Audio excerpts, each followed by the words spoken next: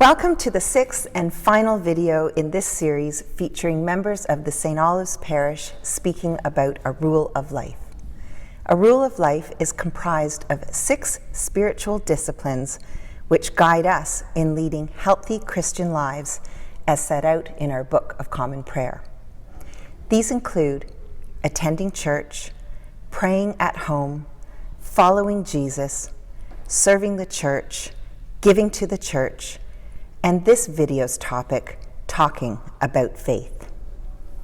Today, I'm here with our Director of Music, Jeremy Tingle, who has welcomed me to join him here at St. Olive's to share his perspective about the discipline talking about faith.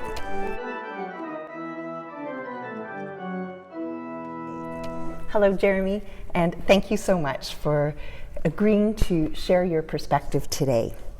To begin, could you tell us a little bit about your background and your faith journey? I grew up in what you call a typical suburban Catholic parish, and this never really gave me, as a youngster, any impression that there was something else in the world. When I first started attending St. Michael's Cathedral downtown at 13, this opened up the world of religion and faith being something serious and scholarly and something that should be taken seriously.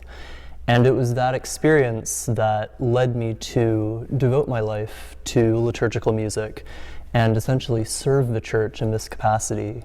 I have to say, as someone who is on the receiving end of the beautiful music that is here at St. Olive's, we do, I think there is an appreciation for the amplification of talking about faith through music. And I'm just wondering if you'd be willing to go a little bit further along that thought line of, from your perspective. Yes, of course. There's many different angles you can take in this. A lot of the Protestant reformers, particularly the Methodists and Lutherans, saw music, and in particular hymnody, as a way of expressing their beliefs. Martin Luther especially, he took a lot of the Psalms and rewrote them for German audiences in a way that wove in his sort of theological points, which at that time were very anti-Roman. And we still do see this idea today, perhaps not as polemically, but we use music, as you said, as a way to amplify our thoughts, and through these poetic texts, we, through a different lens, come to understand a lot of the theological ideas that I think in a lot of other respects can sort of fly over our heads, but we realize it in music.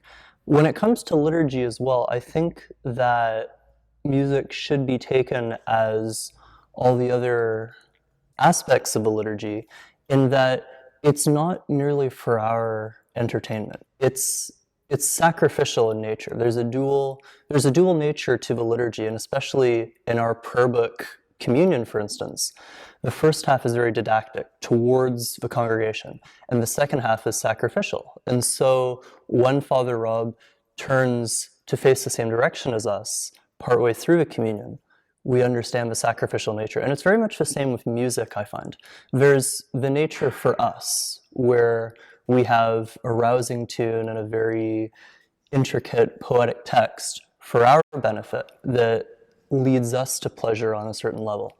But there's also an aspect of making it the best we can for the glorification of God, and as our Sunday morning sacrifice is the least we can do in honor of this creation. What do you see as the importance about talking about faith in terms of us leading a healthy Christian life? And specifically, what is the key, in your opinion, as to how we as parishioners should embrace this rule? We live in a religion and a faith that has very, very profound, world-altering things to say. We have the Eucharist, and we relive what Jesus said to his disciples at the Last Supper.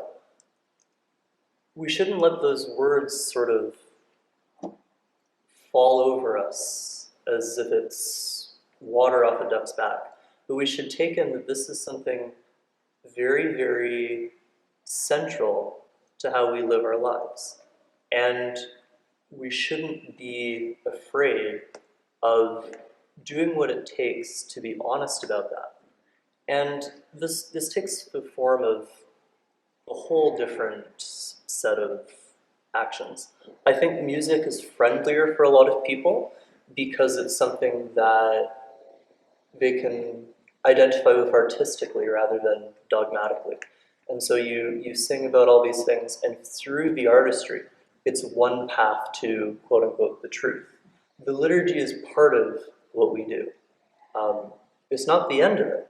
This is the easy section, of course, because we're among friends. Is it the path, would you say, to the truth? Well, this is what we do here, what all of us staff here, is give the guidelines. The liturgy is sort of the source and summit of what we are as liturgical Christians.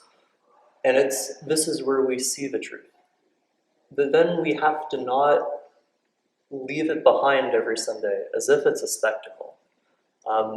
And we have to take in the importance of what we've just witnessed and let it actually affect our lives. What we do here very specifically is different than the outside world. We use a sacral English, a form of English that's specifically set aside for liturgical use. We use forms of music that are specifically set aside for liturgical use. These things are set aside from the secular world so that we don't conflate the two. And I think the challenge, of course, is not getting whiplash when you walk back outside.